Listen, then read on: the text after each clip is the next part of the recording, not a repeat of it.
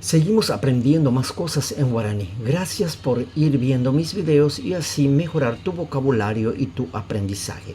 Ahora aprenderemos vocabularios que se utilizan normalmente en la casa y fuera de la casa. Anguaje sema.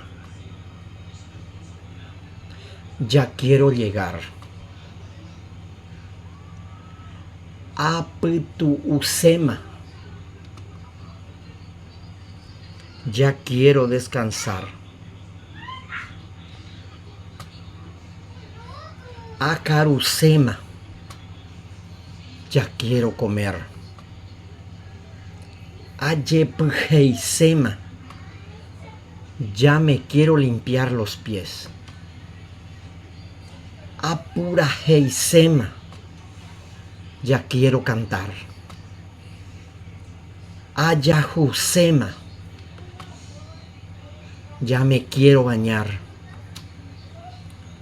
Aguapesema. Ya me quiero sentar. Muy pronto estaré alzando más videos. Abuye.